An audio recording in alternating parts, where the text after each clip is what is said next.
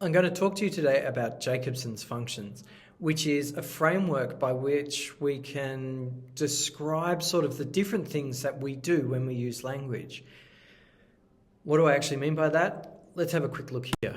Obviously, logically, language is about communication. We know that, and if you tell someone who's never studied linguistics before, say, what is language used for? The first thing they say is going to be, language is used to communicate. But communicate what? And then they might say, well, telling each other information. And sure, that is a thing that we do there. And then if you reduce it down to the most basic parts, I mean, most people would understand logically that when we communicate, it's always about a person who is saying something to another person about something. So, yeah, that makes sense. And a lot of people would sort of think and not think too hard about it, and they'd leave it at that. And that's what language is. Oh, yeah, it's when people, define language, define communication. And they say, so language is used to communicate, and basically someone says something to another person about something. Good. But is that actually all that we do? Or are there more things that language does? Now, someone who thought about this a lot and actually came up with this whole structure by which we can describe the different things that we do with language was a man called Jakobson. At least that's what most people call him.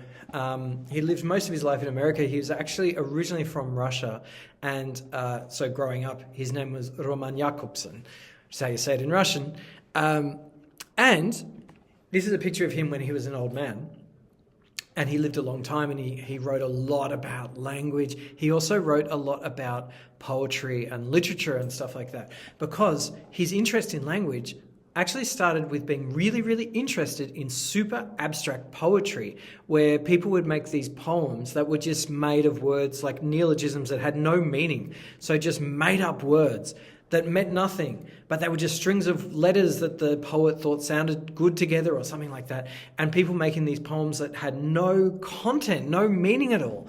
And so being interested in this kind of really, really abstract poetry, he started to think about, so is language actually always about transmitting meaning, or is there more to this?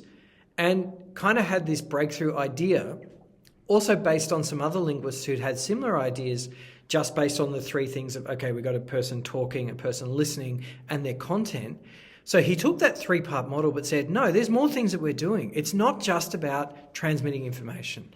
At least it's not just about transmitting content. Like, we are actually using language for more things. So in his model, he said, well, okay, so let's start with the basics. You've got someone who is saying something, like we already had in the model before. That's great. And there's someone who's listening to what you're saying. That's great.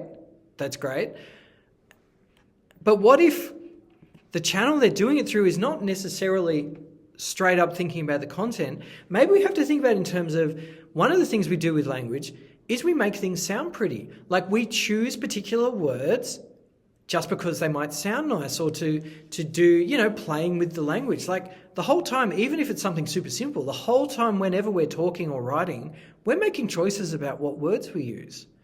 And there's reasons why we choose those words, whether you might just say this word sounds nicer than this word, or it's fun when this sentence, when all the words start with the same letter or something like that. So we're constantly doing this little game with ourselves where on some level, even if it's really basic, we're choosing the words carefully. And then, okay, we do that to get content. So maybe you've got all of this information that you need to transmit. But it's not just about the information. It's also about this kind of, little artistic pursuit that we're doing all the time when we're talking, when we choose our words carefully. And then what about also, though, we use language to connect the people in the conversation. Like, whenever two people are having a conversation, some of what we say to each other has no content at all. It's just there to connect us. Like things like saying, hi, how you going? Or goodbye at the end, and things like that, little social things. There's no content there. It's just connecting the two people together. If you want to think about it, like, pretend this was a radio thing, and like it's a transmitter and then a receiver receiving the radio waves. We've got this little social thing, which is kind of about keeping the channel open so that you're making sure that the information can get through.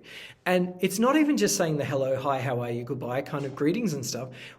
Have a think about the fact that when I talk to someone, very often the other person might sit there and go, yep, oh, I see. and say all those kind of things that, again, they have no content, but they're showing me that they're listening. And so that's another thing that we're actually using language for, is to connect, keep the communication channel open between the two people in the conversation.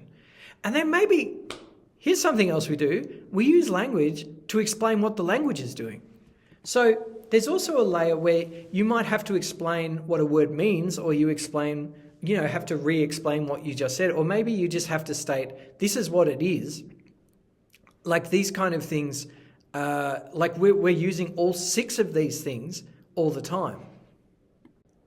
Okay, so Jacobson, when he described all of these things and wrote books and discussed it, like you saw on the previous slide, he broke it down into 6 parts. We had the speaker. Now, the speaker, before we even get to the content and everything, there's a function whereby the speaker needs to be able to show their emotion and get how they're feeling across. So this is called an emotive function of language. And then the listener, whenever you say something to something, there is something you want to achieve. Like, even if it's just, I want to make them know something. Maybe it's, I want them to do something or something like that. You've got some kind of effect that you want to have on the listener. This is called a conative function of language. Conative, it's actually from the word in Latin that means I try, because a conative function of language is you trying to get the other person to do something in some way, even if it's just to think about something or whatever. It's the effect you want to have on the person receiving your message. And then when we talked about word choice and picking nice words, it's called a poetic function. Even if you're not actually writing a poem, the fact that you're using language creatively and you're choosing your words for a particular, aesthetic purpose, like there's always some aesthetic element to the words that we choose and the words that we use. Now, obviously, up the top, we've got the referential function, which is basically, okay, here's the content that I'm actually transmitting to the other person. Now, you remember on the last slide, we had the 2 jigsaw pieces that we're plugging in together to connect the 2 people in the conversation. That's called the phatic function of language.